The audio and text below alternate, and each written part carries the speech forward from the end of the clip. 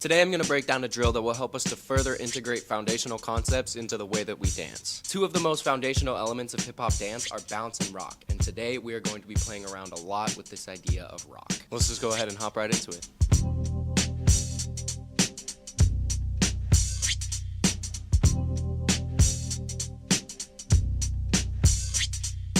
So this drill is primarily geared towards helping us to further explore this concept of rock. Specifically today we're going to be playing around with this side-to-side rock pattern. Now when it comes to rock, you really can rock in any direction. Today we're just primarily going to be focusing on this side-to-side pattern. This pattern can be done stationary or moving across the floor, and I think that it's a great tool that you can incorporate into your own personal practice or into a classroom setting if you happen to be teaching a class. I like to start by teaching this drill in the center and then taking it across the floor. So do whatever works best for you. Feel free to steal this drill and to utilize it in your own space and within your own practice. To get us started, I'm first going to break down the pattern of the upper body, specifically the rock pattern that we're going to be exploring, and then we'll switch gears and we'll talk about our feet and the pattern that they're going to follow. So let's just hop into it. So before we get started, I think it's good to just take some time and to really find and establish this rock, just sort of finding a rhythm and getting yourself prepped to start playing around with some more variations. Now we've talked about this before on the channel, but typically, in my opinion, when we rock, we don't want to find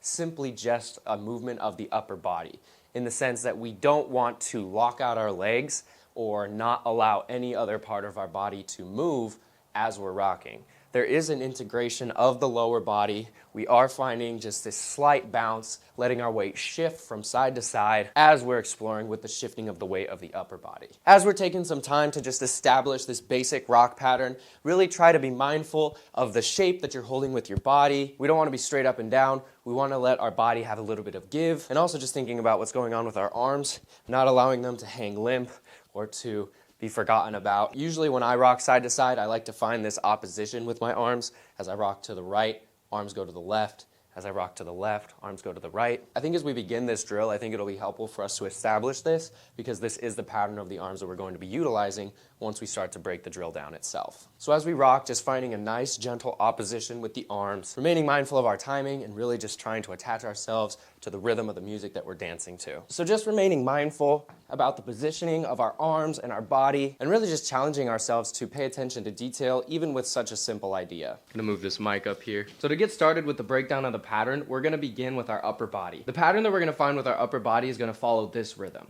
1 and 2, 3 and 4, 5 and 6, 7 and 8. We're sort of experimenting with switching between rocking at a double tempo pace and a full tempo pace. That'll make more sense as we start to break this concept down, but just keep that in mind as we move forward. We're gonna start by rocking our upper body to the right at a double tempo rhythm.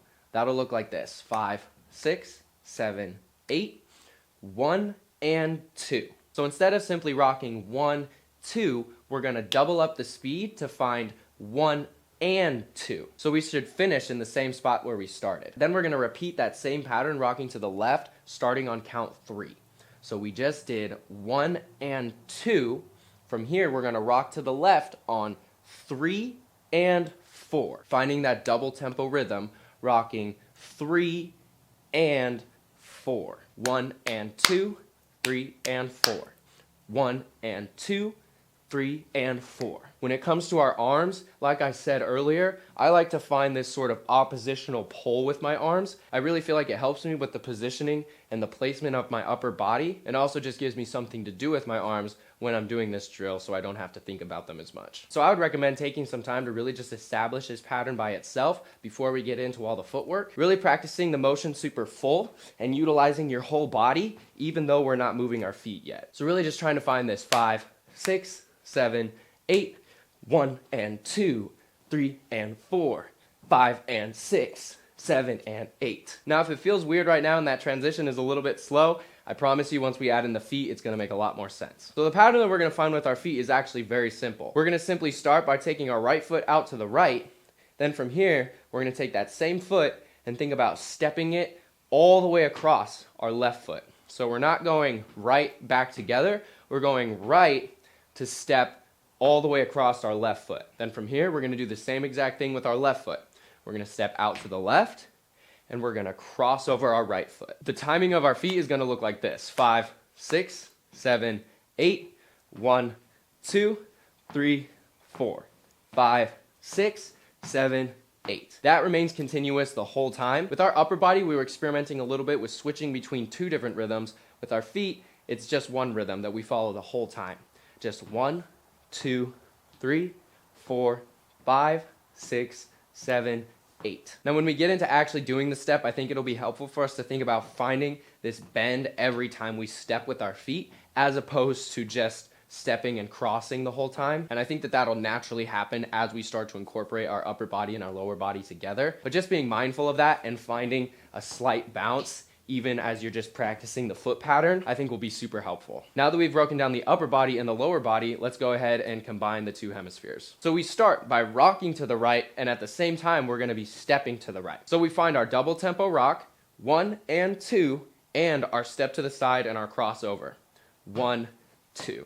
Combining the 2, it'll look like this, 5, 6, 7, 8, 1, and 2. So you can see we step out on the 1, shifting our upper body over to the right. From here, we shift to the left on and, sort of picking up our right foot to set it down on 2 as we rock back to the right. 7, 8, 1, and 2. From here, we just repeat the same pattern to the opposite side, rocking to the left on 3, 3, and 4. Putting both sides together, that'll look like this, 5, 6, nice and slow.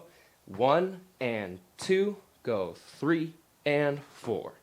1 and 2, go 3 and 4. So you can see that that full tempo rock happens as we transition from using our right foot in the beginning to our left foot on the back end of the pattern. So 5, 6, 7, 8, 1 and 2, 3 and 4. 5 and 6, 7 and 8. Again, we go 5, 6, 7, 8. We have 1 and 2, 3 and 4. 5 and 6, 7 and 8. Now for some of us, we might pick that up right away, but for some of us, it might take a little bit of time to combine the 2 ideas. I wanted to break down both hemispheres separately because I really wanted us to be able to understand what is going on in our whole body, as opposed to just showing you the move and hoping that you pick up all the details. For these videos, I really like to break down all the different concepts that we're playing around with and make them super tangible and easy for you guys to understand. So I really try to break these concepts down in a way that is easy to understand and in a way that will allow you guys to contextualize them within your own body and within your own movement. As you're practicing this step and just becoming more comfortable with the patterns, I really recommend that you guys try to dance it as full as you possibly can. I feel like it's always better to try to approach things with a little bit more than you think you should, so that later, if we need to, we can pull back, as opposed to learning something really small and then having to add more to it later on because you didn't put enough into it. So try to learn it super big and super full in the beginning, and then later you can always pull back and add a little bit more control and a little bit more finesse. One of the concepts that we're really trying to tackle here is this idea of becoming more comfortable with shifting and manipulating our weight. And so I also recommend really trying to experiment with what it looks like to take your weight all the way onto your foot as you take that step out to the side, and then all the way back to the center as you step across. Shift the weight to the side and then recenter it. Shift the weight to the side and then recenter it. Just doing that will make your execution of the drill a lot bigger and a lot more full. And I also think it'll really help you to put the right energy into the step right off the bat, as opposed to just learning the pattern and then trying to add the energy into it later. And once you understand all the patterns and you're feeling a little bit more confident in the drill, you can start by exploring it, simply staying stationary in the center of the room. And we can also start to explore what it's like to take this step and travel it across the floor. This drill does sort of naturally travel forward, and so it works really nice as an across the floor exercise. Typically, I like to start by breaking this drill down in the center so that everyone understands what's going on, and then later we'll take it and do it across the floor. I recommend that you try both. By the way, I did want to mention that if any of you are interested in diving a little bit deeper into the concepts that we talked about in this video, I'm going to put a link to my free Patreon video where we dive a little bit deeper into these foundational concepts and we just explore some more variation and just specific patterns that you can play around with. If you're wanting a little bit more of a challenge or you're just looking to dive a little bit deeper into some of these concepts, go ahead and check out that video and check out all the other stuff that we have going on the Patreon. Lots of super exciting stuff coming out on the Patreon very soon that will be exclusively on there and that won't be on YouTube. We're going to be diving a lot deeper into some of the concepts that we talk about on the channel over there, so be sure to go and check out the Patreon and join as a free member. There's lots of content that's available for absolutely free, so go check that out if you're wanting to dive a little bit deeper into some of the concepts that we talk about here on the channel. And with that, I'm gonna go ahead and give this drill a shot with some music for you guys. I hope that you guys enjoyed this video, and I also hope that this drill will be a helpful addition to your own personal practice or to the material that you utilize in your classes. Like I said at the beginning, feel free to take it and steal it. I want to give this to you guys as a resource that you can utilize in any way that you wish. Before we go, just want to remind you guys to go check out The Shed on Instagram and TikTok, and also, like I said earlier, to go check out the Patreon and just check out all the other content that we have going on over there. There's lots more to come in the near future over on Patreon, so be sure to go check that out. Let's go ahead and give this drill a shot with some music. I want to thank you guys so much for your time and watching this video. I'm gonna see y'all in the next one. Peace out.